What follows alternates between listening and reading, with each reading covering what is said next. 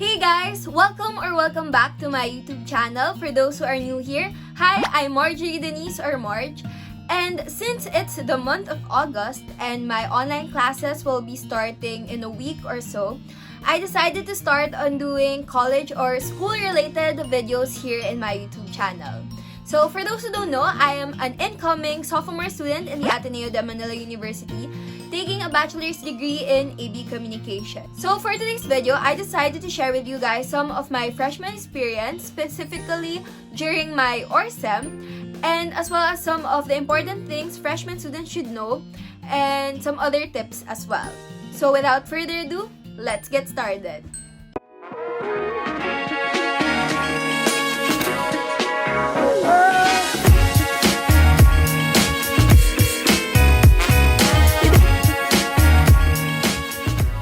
So one of the highlights of my freshman year was definitely OrSem, or Orientation Seminar. But before OrSem happened, we already have a list of who our blockmates were. So gratefully, we already have a group chat on Messenger. What I did, I started adding some of my friends on Facebook and chatting with them. So before OrSem, I already have friends from my block because I thought, why not start chatting with them on Messenger when I'll actually meet them in person eventually, since they'll be my blockmates for like the rest of the school year. So yeah, I feel like I'm everyone's first friend in the block. Ang feeler. But then, I really highly suggest that if you have like a group chat on Messenger, start adding your blockmates on Facebook so that you'll be able to talk to your blockmates and be able to have friends right away. Especially that everything will be online this school. Well, I'm not sure if the whole school year, but yeah, you have to learn how to talk and how to make friends online.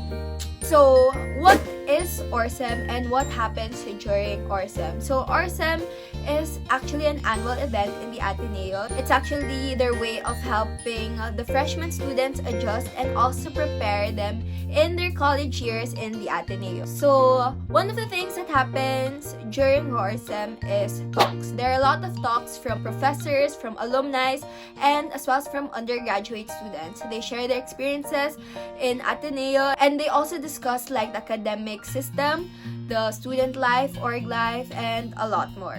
During my OrSem, we also had campus tour. This was kind of tiring because we had to move around the campus, but nonetheless, it was actually a great experience as well. I'll actually post like a boomerang of my vlog during our campus tour. We were in front of Mateo Ricci Hall.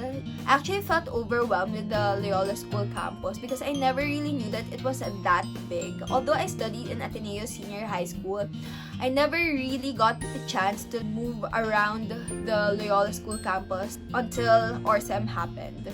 So if you feel like you're going to be lost in campus, don't worry because eventually you'll get used to it. I actually posted an IG story back then. I'll post it somewhere here. I thought that I would be lost in Ateneo, but eventually, you know, sabi ko sa sarili ko, parang lit lang ng Ateneo. Ewan ko, maybe because nasanay na lang ako. So in OrSem, it's technically like your first freshman party. Because guys, the energy of the people there is like so high. Like, grabe yung energy nila. There's a lot of dancing, singing, and you know, you just gotta have fun. And during OrSem, you get to see how welcoming the students are. And I just really love the vibe during OrSem. Sobrang kudos to the organizers for making such an amazing event and for hyping the freshman students as well. During OrSem, you get to meet and know your blockmates as well. Yung ibang na-meet ko na sa online, na-meet ko na in person during OrSem. And we had like a lot of block dynamics activities, and there was definitely a lot of dancing. I'll probably post a video over here. This was like my favorite part during OrSem because even though you don't know how to dance, you'll be forced to dance because everyone will be dancing and it will be awkward if you don't dance. But I'm honestly not sure how the OrSem will go this year because it will be online. But I'm pretty sure the organizers will pull off a really great event just like how they do every single year. Because there is no other university who does it the way we do. So if you're a freshman student and you want to know more about this year's OrSem, you could check out their Facebook and Instagram page for more updates. So now, I'll be sharing with you guys some important things you should know as a freshman student, and well, technically every Atenean should know. First of all is your OBF email. Your OBF email is technically your official Ateneo email, and it actually has a lot of perks. I recently saw a post on Facebook. I'll try to place it somewhere here and link it down below. But what I really love about the OBF email is you have unlimited storage for Google Drive. Like, sobrang love ko yung unlimited storage. When I upload the videos or photos on my Google Drive, I get like save up space in my photo gallery as well. And the Ateneo also sends other important news and information through your OBF account. So once you have your OBF account, you can actually update your AISIS. So AISIS is technically the most important website that Ateneans should be using because it's the university's portal. And AISIS stands for Ateneo Integrated Student Information System. So this is probably the website which you will be using for your entire stay in the Ateneo. Because first of all, this is where you get to see your official curriculum for your course. You'll also get to see the curriculum for the other courses as well. And this is also where you print your enrollment form. Usually for us, we print the enrollment form and then pay it in the cashier, but I'm just not sure how it will work this year. We enlist our classes in our AISIS account, and you actually get to see the professors and the locations of the classes, but I'm pretty sure I'm not sure if you'll get to see like the location of the class this year, especially that it's online. So once you enroll and enlist in a class, your professor will most likely post your syllabus in your AISIS account. So it's optional to download your syllabus, but I highly suggest that you check it out and have a downloaded version of it. If not printed, at least a PDF form, so that you get to have like an overview of the lessons that you'll be tackling for that specific subject.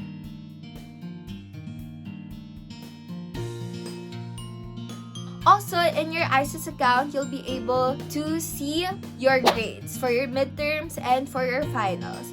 And you'll also see here your hold orders, and if ever you do have hold orders, you really have to accomplish those hold orders, so it won't be a hassle for you. So now I'll be discussing more about enlistment because I'm pretty sure a lot of freshman students are curious on how to enlist in Ateneo. Well, in Ateneo, you actually have batch numbers. Ateneo will give you a random batch number, and if you get batch 1, then lucky you because you get to choose your classes first.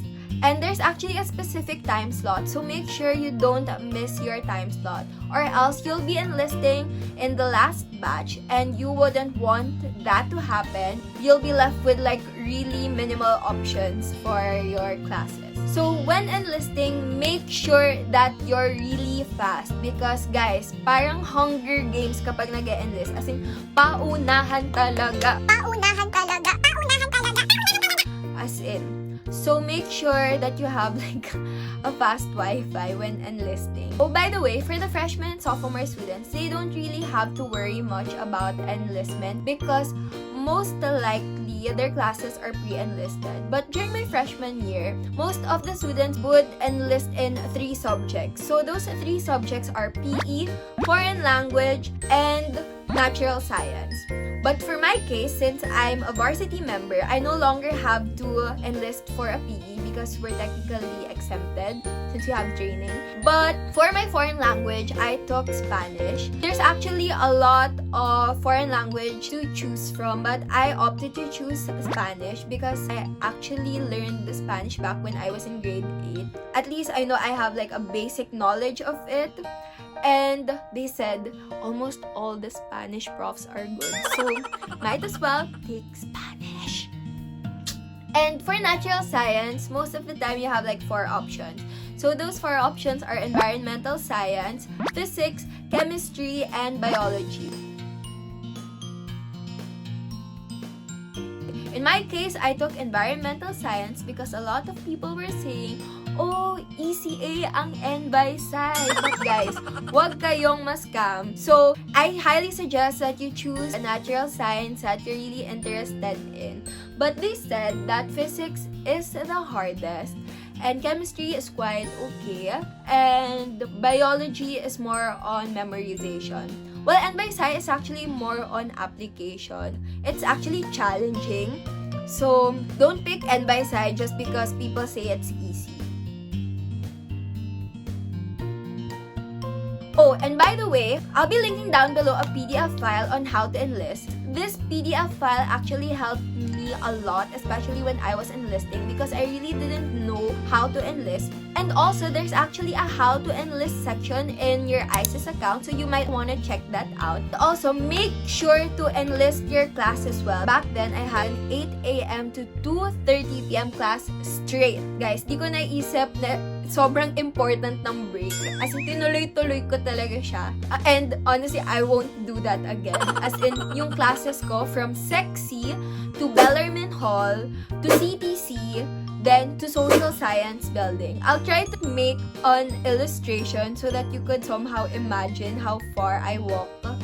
Most of the students enlist because of the prof. So make sure that you get really, really good profs.